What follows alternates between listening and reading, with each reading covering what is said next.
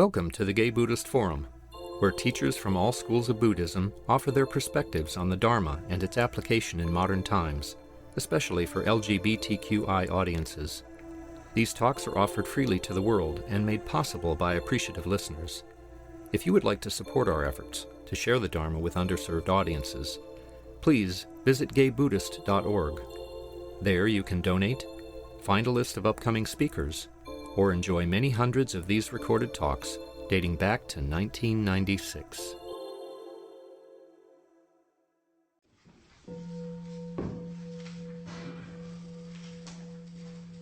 It's our tradition to go around the room and introduce ourselves. My name is Risha. Ron.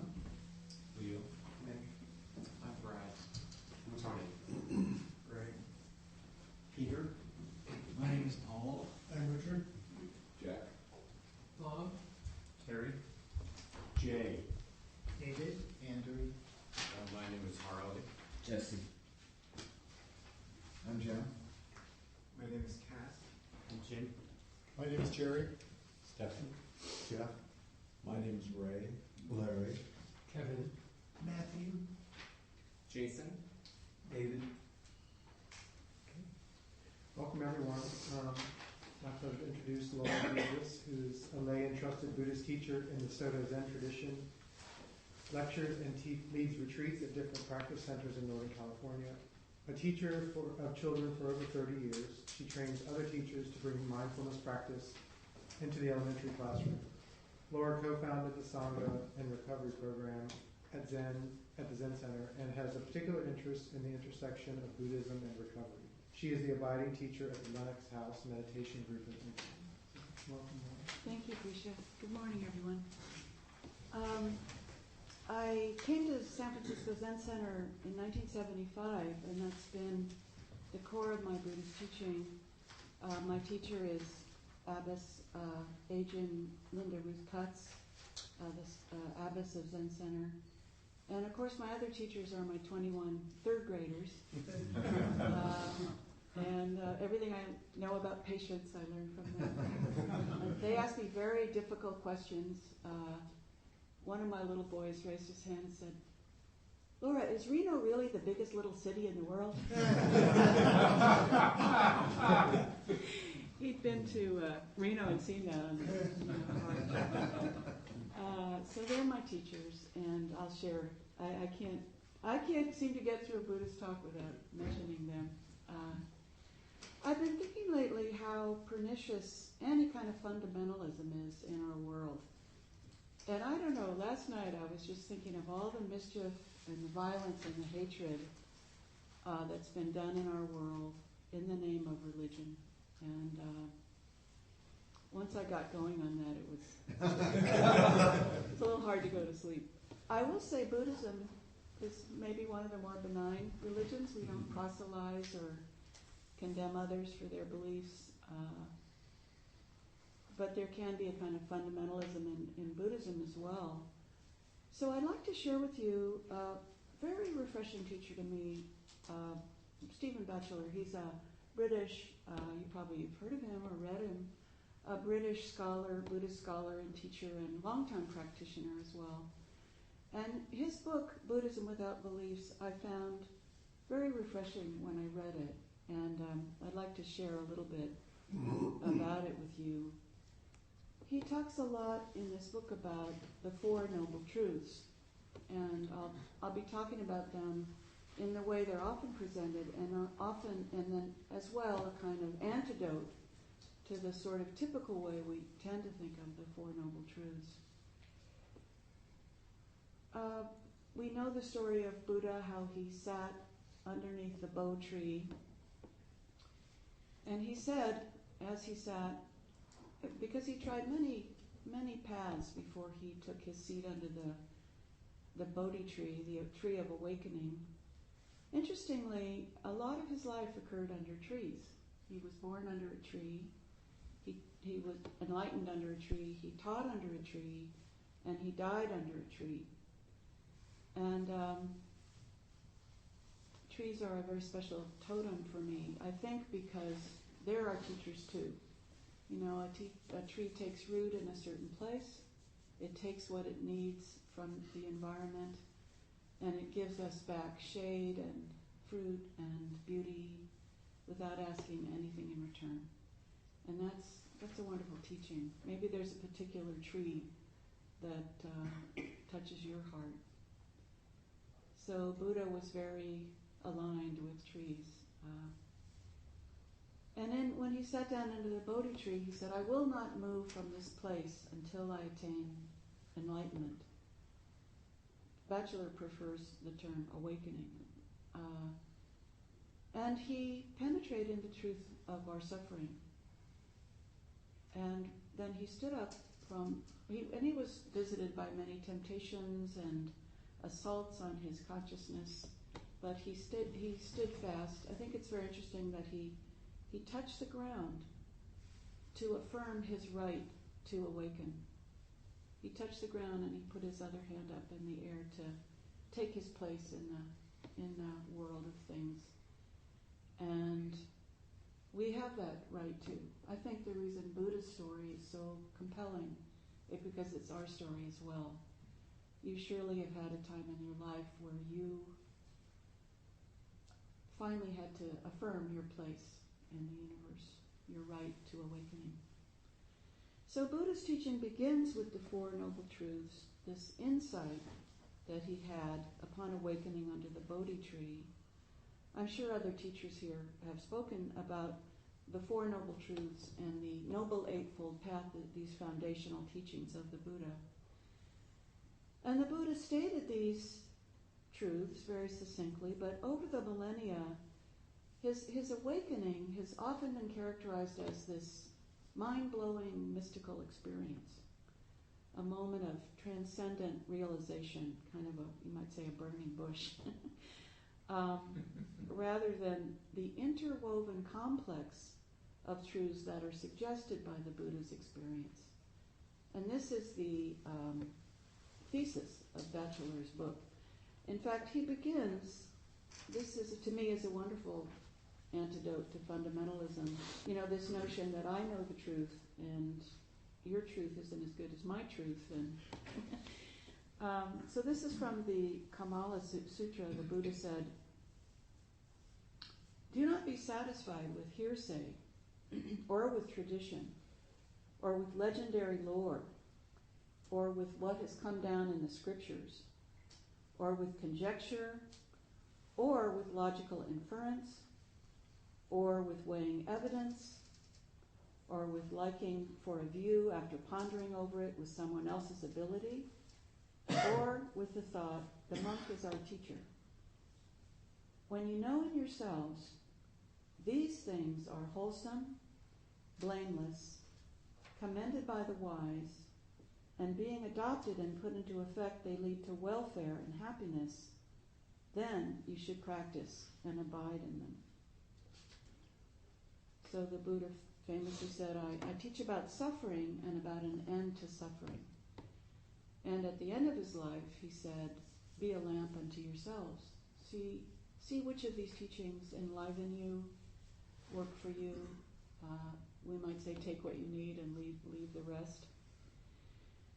So it's Batchelor's contention that these four propositions have been hardened into a fact to be believed. And they've been transformed into, this is the way they're usually expressed, life is suffering, the first noble truth, life is suffering.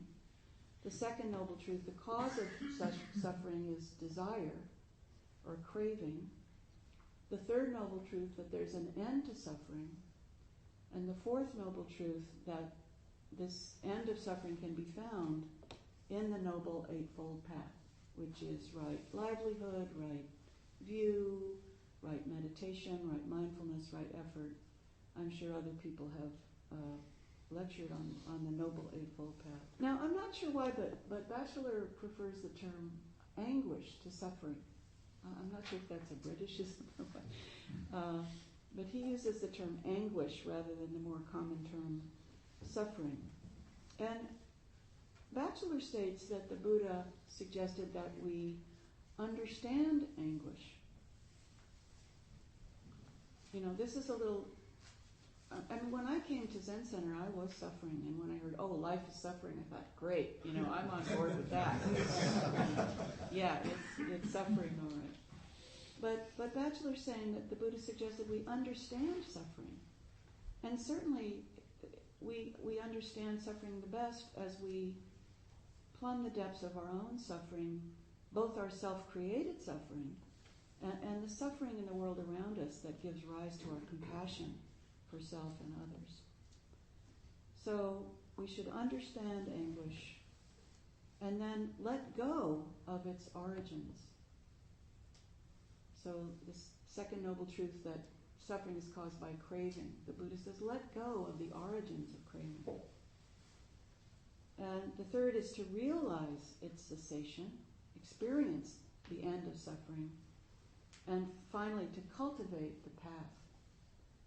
So you might notice that to understand, to let go, to realize, to cultivate, these are very dynamic and active words, rather than saying, you should believe that life is suffering because you're a Buddhist, And Batchelor says that in failing to make this distinction, that these are four noble truths to be acted upon, rather than a list of things to believe in, that we miss the mark, that we really miss a golden thread, a kind of ennobling quality to these truths. So Batchelor is suggesting that dharma practice involves actively engaging with these truths and penetrating them through our own experience and by taking action. And in my own case, I am a person in recovery. It wasn't, there was a very, very immediate and rich store of investigation around addiction for me. In Sanskrit, we say suffering is caused by craving or tanha. Tanha literally means thirst. So I had to penetrate the nature of my thirst and recognize the self-created suffering of addiction. So that was a very tangible way for me to work with these truths. Batchelor says that the Buddha was not a mystic. He didn't feel that he'd laid claim to some esoteric truth that could be revealed only to the privileged. That you have to go to a cave in Taiwan, in Tibet, and sit for 30 years by yourself in order to experience these things. I like this phrase of Batchelor's. Buddha had awakened from the sleep of existential confusion. Buddha had awakened from the sleep of existential confusion. I've been feeling a touch of existential nausea myself. That's another talk. But I smile at myself because I did go practice at Tassara Zen Mountain Center for many years, and I remember thinking, I'll go to the monastery, I'll sit on a zafu, then I'll get enlightened because I won't have any of these distractions. And in my first sesshin at Tassajara, 7-day sitting, I could not get the theme song from the Flintstones. And I'm not going to hum it for you, or it will be So I guess the bumper sticker is true that no matter where you go, there you are. So these first two truths, that there is anguish, and its origin is in our constantly wishing for things to be otherwise, this kind of addictive craving. Even if we're not literally addicts, there's an addictive quality to that craving. Anguish and its origin describe our dilemma, according to Batchelor, and the second, cessation and the path, describe its resolution, the resolution of this suffering. So Buddha awoke to a set of interrelated truths rooted in the experience of here and now, and he experienced them as ennobling. I think this is really important, that all of our human suffering is not separate from the path. It is the path, and it's ennobling. In other words, these are not propositions to be believed in, but challenges to act. I'll say that again. These aren't propositions to be believed in, but challenges to act. And I don't know, that makes me feel a little excited. There's actually something I can do about this. Buddha described himself as a healer rather than a savior. And the Four Noble Truths can be seen as a diagnosis, a prognosis, and a treatment. Now, I want to share with this, because I found this so entertaining. Batchelor compares this to the story of Alice in Wonderland, where Alice picks up the bottle labeled, "Drink me." The bottle of anguish has the label, "Understand me." It's an invitation to look deeply into the causes of our suffering, into birth, sickness, old age, and death, and to penetrate the truth of impermanence through our own experience. We don't have to look very far to understand that our life is very fleeting. Batchelor puts it this way: if we ignore a powerful wave, it can crush us. But if we turn and face it and dive right into it, it is only water. This truth of impermanence. Woody Allen put it this way: I'm not afraid of death. I just don't want to be there when it happens. He also said, mankind is standing at a great crossroads. One path leads to oblivion and death, the other to utter annihilation. The choice is ours. Whatever else we think of Woody Allen, he got off some good one-liners. So the first noble truth is understand me, understand this anguish. And the second noble truth has the label, let go. So when we practice with our afflictive emotions, we come to see, as we see when we sit silently like we did together today, that they are impermanent, transient, conditional. The first truth isn't separate from the second truth, bless you. Because in understanding the nature of our suffering, we can more easily let go of it. If we really understand the nature of our suffering and how we cause it ourselves in many cases, it's much easier to let go of it. Now, importantly, Batchelor reminds us that letting go of craving isn't rejecting it, but allowing it to be what it is, a temporary state of mind that will pass away. And those of us in recovery live by this very simple truth, one day at a time, which is totally congruent with Buddhism. We live one day at a time. We don't swear off alcohol forever. We live one day at a time. Just today, I'm not going to drink. And so even for me, even if craving arises for me, I know that I don't have to act on it, and I don't have to suffer over it, and I don't need to capitulate to it. So letting go of craving isn't rejecting it, but we allow it to suffuse our body. We notice it.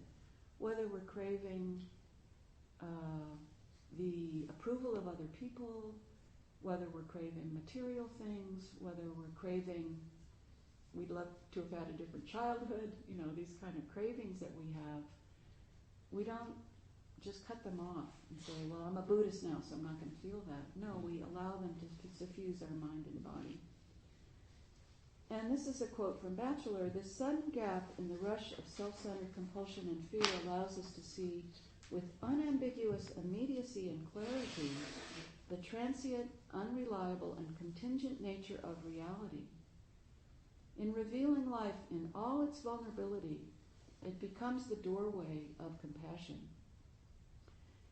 In the cessation of craving, we recognize that conditions arise and pass away moment by moment.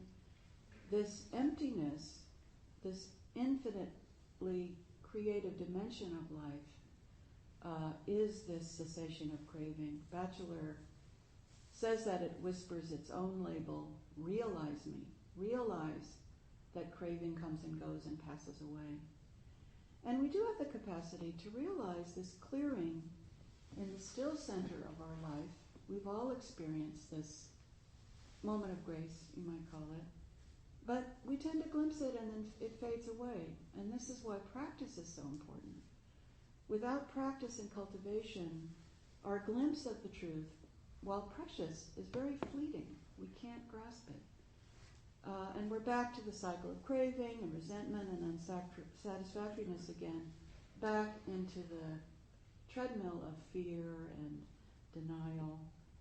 So it's only by opening the jar of practice, the bottle labeled cultivate me, that we integrate these truths into our lives and are able to act with courage and integrity. When we cultivate our practice. And of course, this path to be cultivated is outlined in the Noble Eightfold Path, where Buddha offers us an ethical way of life.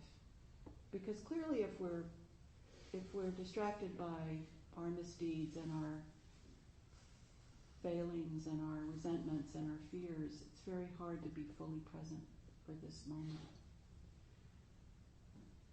And you are so fortunate to have found each other, to practice together.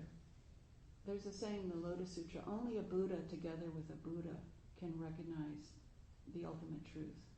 It's only in practice with other people that we can really come to life. So I know you treasure this Sangha as I treasure coming to be with you. So I really appreciate this interpretation of the Four Noble Truths rather than seeing them as a dusty set of beliefs to adhere to so we can call ourselves Buddhists, that they're a dynamic reality that we can practice actively in our daily lives. Awakening no longer being seen as something distant to attain.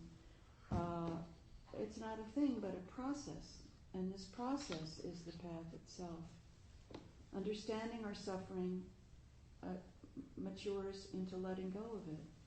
And letting go culminates in realization of the transient nature of suffering. Realization leads to cultivation of the path. The Buddha said, I teach about suffering and an end to suffering, and the Noble Eightfold Path and the Buddhist precepts are that antidote to suffering, because when we live according to these precepts, we suffer less and the people around us suffer less. So we're so fortunate that we have these teachings and that we can align ourselves with the wisdom not only of those who've gone before us, but those who are all around us here today. We share in this collective intention to wake up together. So we take up a course of action. Batchelor says that some scholars and practitioners will say, you can't call yourself a Buddhist unless you believe in reincarnation. And he points out that the Buddha believed in reincarnation in the context of the culture in which he grew up. And in fact, he would talk about many of his previous lifetimes as many different animals. You can read about those in the Jataka Tales. The idea that life continues somehow after death is central in many religions. Evangelical Christians seem to believe that unless you think you're going to burn in hell for sinning, that people won't stay in line. They have to believe. And recently my children were talking, they wanted to know, they were talking about reincarnation and what happens after you die. We had a big discussion about it. I was so surprised how many of these little 8-year-old kids were talking about heaven and hell. I'm quite sure their parents don't believe in heaven and hell. I don't know where although they do think there's a special place in hell for a certain person with orange hair. My third graders are quite astute. And of course the idea of reincarnation is tied up with the notion of karma, and that ethical behavior in this life will be rewarded somehow in future lifetimes. But Batchelor has a refreshing approach to some of these ideas and offers the alternative of cultivating a healthy agnosticism. If ideas arise in the teachings that you can practice with, that are real to you, that are wholesome and affirming of life and make you feel healthy and well and make others feel healthy and well, then you can have a dynamic relationship with these teachings. Otherwise, in terms of reincarnation, for example, it's okay to firmly say that we just don't know. And I told you the story of two of my students who were walking down the hallway behind me, and Talia said to Tessa, would you rather be buried or cremated? And Tessa said, I don't know, surprise me.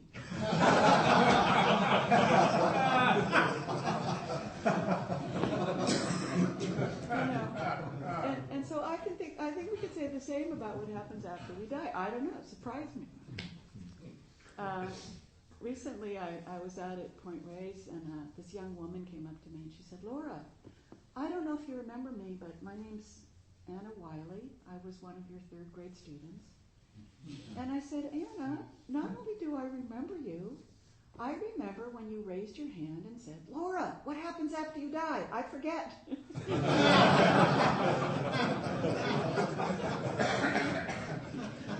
I love how they think I know the answer to all these questions, including whether or not Reno is the biggest little city in the world. So here's what Batchelor says about this kind of agnosticism. Where does this leave us? It may seem that there are two options, either to believe in rebirth or not, but there is a third alternative, to acknowledge in all honesty, I do not know. We neither have to adopt the literal version of rebirth presented by religious tradition, nor fall into the extreme of regarding death as annihilation. Regardless of what we believe, our actions will reverberate beyond our deaths. Irrespective of our personal survival, the legacy of our thoughts, words, and deeds will continue through the impressions we leave behind in the lives of those we have influenced or touched in any way. I think that's really beautiful. Suzuki Roshi, who founded the San Francisco Zen Center, died shortly before I came to Zen Center, so I never got to meet him. But his students have told me that he wouldn't engage in conversations about reincarnation. And at my father's funeral, Linda Cutts officiated, and she used a metaphor that Suzuki Roshi preferred. And when he was standing at the foot of Vernal Falls in Yosemite, he said that he looked up and saw the drops of water coming down, and he said, and Linda repeated this at my father's funeral, he said, our life is like that. At the top of the falls, the water breaks apart into individual drops. At the bottom, they rejoin the unity of water. Our life springs forth from a mystery. We live our fleeting lives and then return to the mystery. We say in the memorial service in Buddhism that the person has entered the great mystery. And Batchelor shares in this book a time-honored meditation on death, which is, since death alone is certain, and the time of death uncertain, what should I do?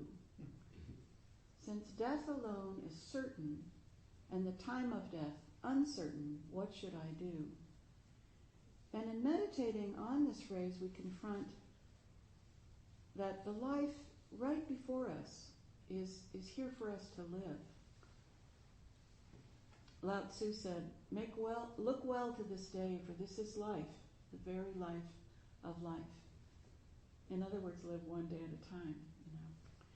This reminds me of this teaching of Carlos Castaneda and his Tales of a Yaqui Shaman, that your death is always sitting on your shoulder, and you should remind yourself to live fully right now.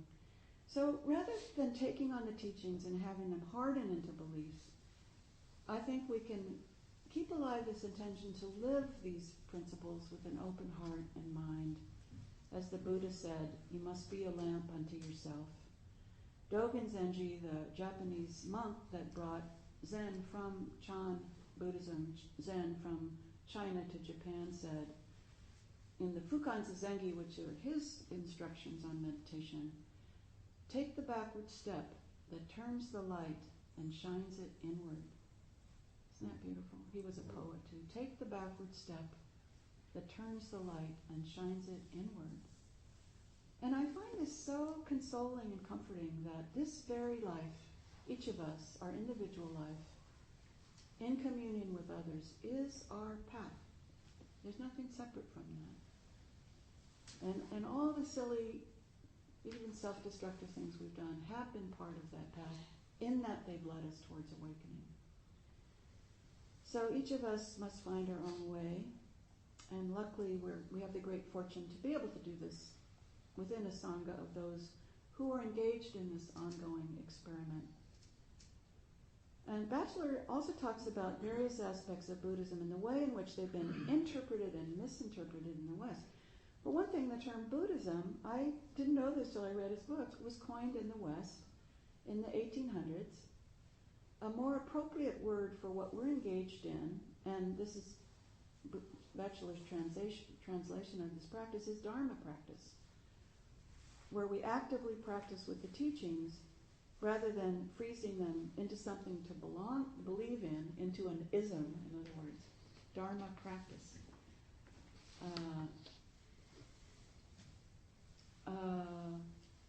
So that's Batchelor on Buddhism. I think a very refreshing approach to lightening up a little bit and not being too fundamentalist or doctrinaire about these things. Now, can you indulge me a little bit and allow me to share a poem with you? I think I shared this with you before, but I really love this poem about reincarnation. What is reincarnation? A cowboy asked his friend. Well, it starts, his old pal told him, when your life comes to an end. They wash your neck and comb your hair and clean your fingernails and plant you in a padded box away from life's travails. Now, you and the box go in a hole that's been dug in the ground, and reincarnation starts, my friend, when they plant you neath that mound. The clod melts down, as does the box and you who are inside. And that's when you're beginning your transformation ride. Now, in a while, some grass may grow upon that rendered mound, until one day upon that spot a lovely flower is found. And then a horse might wander by and graze upon that flower. It once was you and has become your vegetative bower. Now, the flower that the horse done ate, along with his other feed, becomes bone and fat and muscle essential to this steed, but there's a part that he can't use. And so it passes through, and there it lies upon the ground, this thing that once was you. If by chance I happen by and see this on the ground, I stop a while and contemplate the object I have found, and think about reincarnation and life and death and such, and go away concluding, heck, you ain't changed all that much.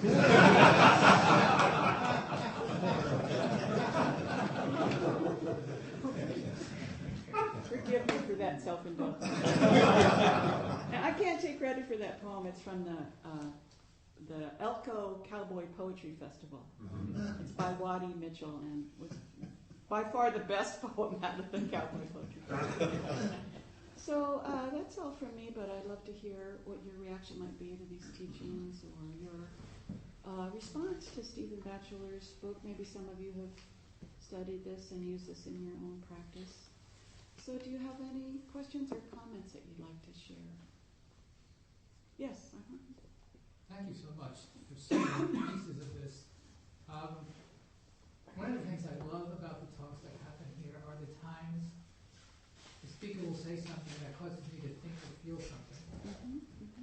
With you, when you talked about the equivalence or similarity between suffering and anguish, I realized for me, just in that moment, the word suffering was like a sea I could never escape from, but anguish is something I can turn away from, and is much more survivable. So I just thank you for that thought. Thank you for that insight. Thank you very much. Thank you for a great talk, Laura. I loved it. Somehow, when you said it, it came to me in a new light that we look to the nature or the origin of our craving. And it just reminded me of Bill W. Saying, how do we aim our thirst? So it's some of both, it seems like. Aiming is implied, some kind of metamorphosis, but also the origin is very important. And Bill Wilson was the founder of Alcoholics Anonymous. Do you take from that he felt we can cultivate a wholesome craving, like a craving for sobriety or a craving for community or a craving for awakening? Yes, I believe it's all, as Peter Gabriel said, it's all for the union. we're looking to reconnect at the bottom of the waterfall. Yeah, yeah. Thank you for that. Yeah. How do we aim our thirst? Yes. Thank you, Laura. Yeah, your talk brought up a lot, and the thing I really latched onto was the understanding suffering. And so I too am in 12-step recovery, and so, many would not understand how one would drink themselves to oblivion, but when you get together with people who understand it, then somehow we heal. I'm also an Overeaters Anonymous. I was once 300 pounds. You might not understand why I would eat myself to oblivion, but when you get together with people who understand, I heal from it. Mm-hmm. And right now, I'm a kindergarten teacher, and I'm taking child development classes, and I'm getting to understand how when you eat hot Cheetos and Kool-Aid when you're, 1 to 3 years old, how that manifests as a 5-year-old with brain and academics and behavior and so I'm starting to understand the suffering that I'm seeing in the classroom, which I know you can relate to, and by understanding it, I'm able to have right speech, right action, have more patience, have more just understanding of the suffering, so that I can actually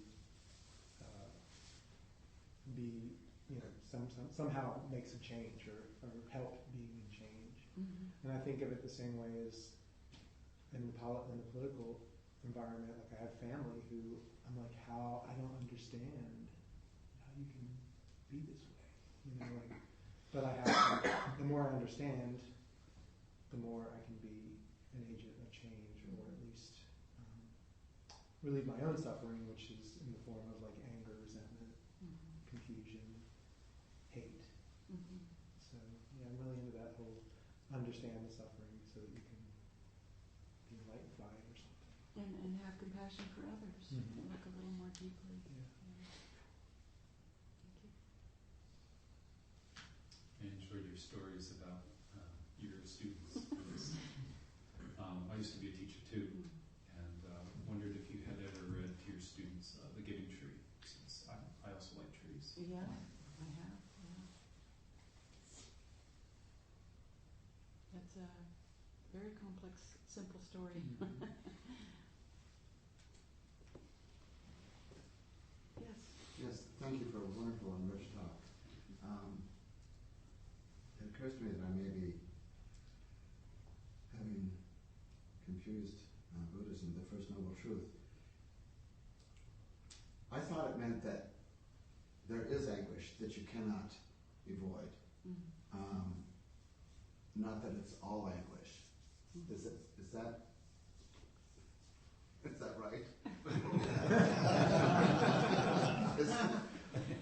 Because clearly life is not all anguish, but when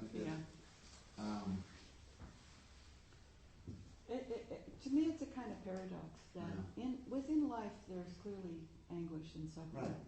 It's not all anguish and suffering. And there's a paradox in that, one that the teaching is that there isn't a cessation of this anguish.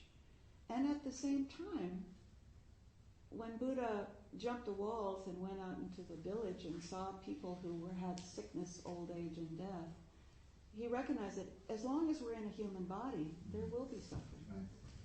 And I brought this up to my teacher at one point, and she said, it's such a paradox, because to imagine that you can be totally free of suffering is itself a type of suffering.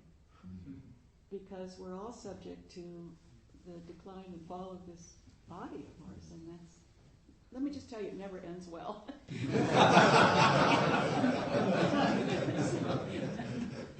So I think what you're hitting on is a kind of paradox, because of course in life there's also joy and awakening and recovery and growth. I myself, when I learned about impermanence, I thought about tooth decay and death, and everything's going downhill quick. But the other side of impermanence is that my daughter has grown up into a beautiful young woman, and that there are term limits, and this too shall pass. Is that helpful at all? I think it's Yes. I also, you have sent me back to Bachelor. I've read some of this book, but years ago, and I think I need a refresher. Yes. And I find that I innately brace against the strict legendary Buddhist idioms. I mean, how do they know? And that the sutras were written so long after he died, and I don't know.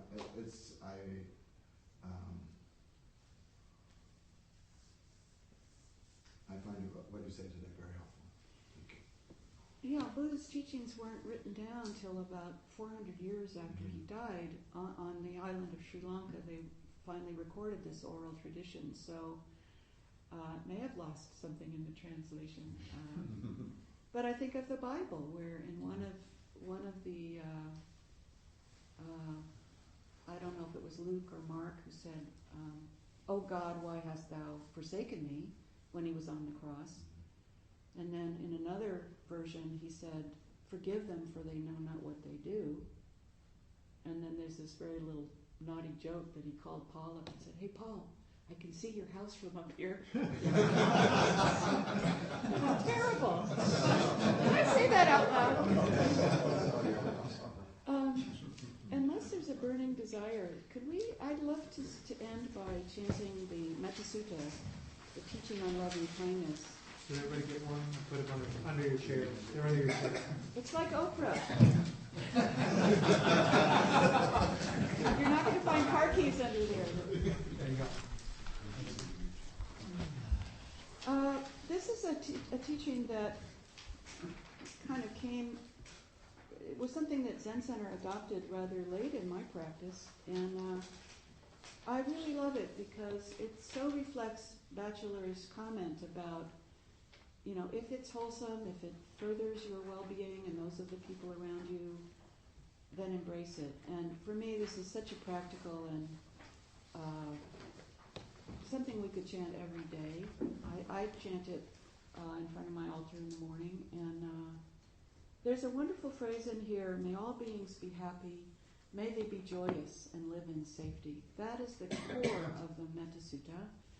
And if you find yourself trapped in craving or resentment or hopelessness, despair, that's a wonderful phrase to call to mind, to remind us that we can hold in our hearts this wish for all beings. So I'll begin by just chanting the name of the sutra, and then please join with me. You probably know this, but for those of you who might be new to chanting, we find a similar note and then chant together on that note. Metta Sutta. This is what should be accomplished by the one who is wise, who seeks the good and has obtained peace. Let one be strenuous, upright, and sincere, without pride, easily contented and joyous. Let one not be submerged by the things of the world. Let one not take upon oneself the burden of riches. Let one's senses be controlled. Let one be wise but not puffed up. And let one not desire great possessions, even for one's family. Let one do nothing that is mean, or that the wise would reprove. May all beings be happy. May they be joyous and live in safety. All living beings, whether weak or strong, in high or middle or low realms of existence, small or great, visible or invisible, near or far, born or to be born, may all beings be happy. Let no one deceive another, nor despise any being in any state. Let none by anger or hatred wish harm to another, even as a mother at the risk of her life watches over and protects her only child. So with a boundless love should one cherish all living things, diffusing love over the entire world, above, below, and all around without limit. So let one cultivate an infinite goodwill toward the whole world, standing or walking, sitting or lying down. During all one's waking hours, let one practice the way with gratitude, not holding to fixed views, endowed with insight, free from sense appetites. One who achieves the way will be free from the duality of birth and death. And I'd like to dedicate the merit. We usually do announcements first. Okay. This is your party favor, so. Thank you so much. All right, so can we hear from our hosts? I'm your host today, so please stay and enjoy the fellowship of the Sangha. There are some vegan treats. There's some hot water for tea. If you have some tea, put your cup in the sink and I'll take care of it if you want. There's a sign-up sheet for anybody who would like to be added to the mailing list. It's on the credenza over by the wall. Around 12:30, some people gather at the front door and go to lunch. Everybody is welcome to join them. And it's too bad we don't have any project to work on together, but we can spend some time together and enjoy the fellowship. Oh! I'll be skulking around with the dog. We love how you skulk. Hi,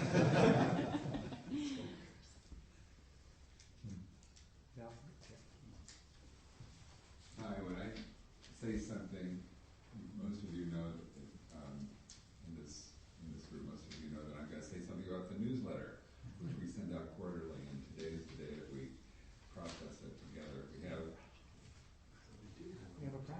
We have a project, which I ultimately need volunteers, maybe 8 or 10 or something like that. I'll make the work go quickly, but I want to, and I'll ask for hands in a minute, but I want to take a moment to talk about the people who put the newsletter together. I'm just the guy that kind of organized the groundwork of getting it out in the mail. And we mail out, this time, about 300 paper copies to prisoners all over the country. Only about 50 or so go to regular people. The rest, everybody else can find it online. So there's this big group out there that waits for our newsletter. And the letter, occasionally we get letters which are so thankful and heartfelt. They're just really moving. But besides me, just to do the Sunday morning stuff, there's usually, the heart of the newsletter is usually a talk like Laura's today, which is transcribed. Michael Murphy's been organizing the transcription of that by various people. And then for about 15 years, Michael Gable, who is hardly ever here on Sundays because he has a conflict, has put this all together, formatting it and getting it ready to print and sending it to FedEx and the order and all that. And after 15 years, he has resigned from that. And Jim Engel stepped right up. This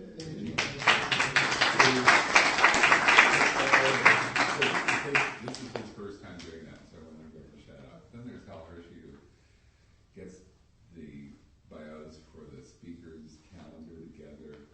There's other people who I'm forgetting right now. Jeff, who puts together the speaker list. Yeah. So it's a big group effort, and at the end, it's a big group effort by everybody here. So hands who can stay after the tea and cookies, please. That's great. Thank you very much. Yes, GVF is having a day-long retreat Saturday, April 14th. Dale Borglum is speaking. The theme is passion and compassion. And it's there's no charge, but we ask that you generous with dana for the teacher. We'll be providing them with lunch.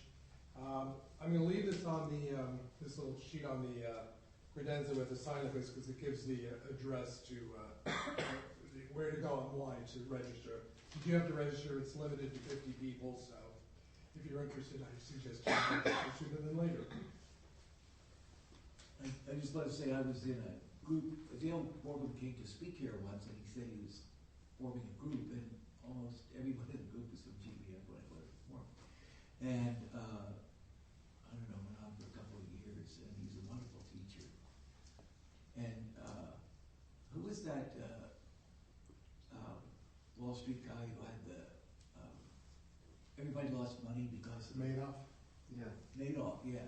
He lost, or Dale lost all of his money because he had it at Madoff, and he was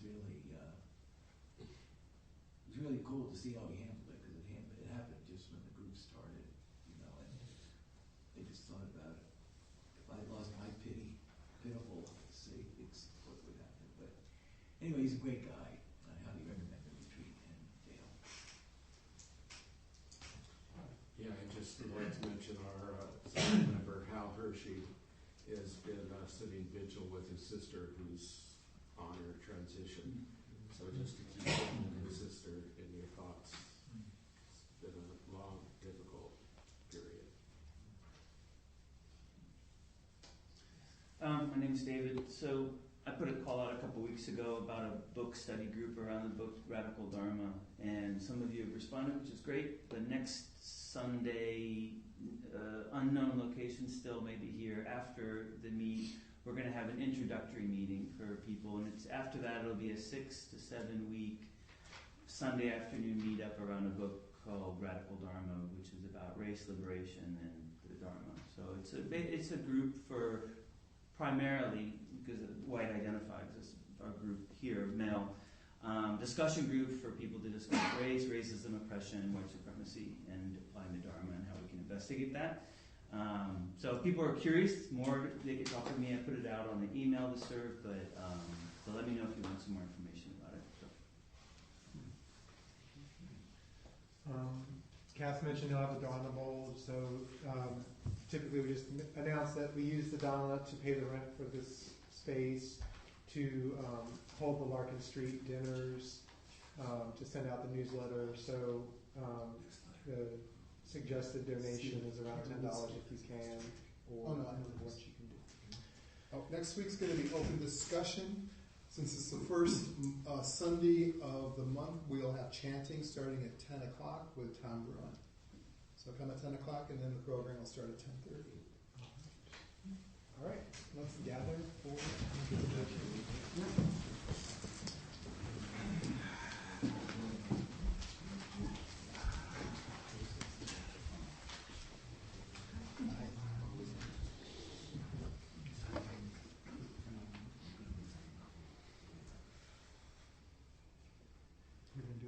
Okay. We dedicate the merit of our practice to all beings in the 10 directions, past, present, and future. May we keep within ourselves a flame alive to light the way for ourselves and others. May all beings be happy. May they be joyous and live in safety. May we be happy. May we be joyous and live in safety. Thank you for listening to the Gay Buddhist Forum. If you would like to hear several new talks per month and be notified of upcoming speakers so you can participate live, please subscribe to this podcast, like us on Facebook, and join our mailing list by visiting gaybuddhist.org.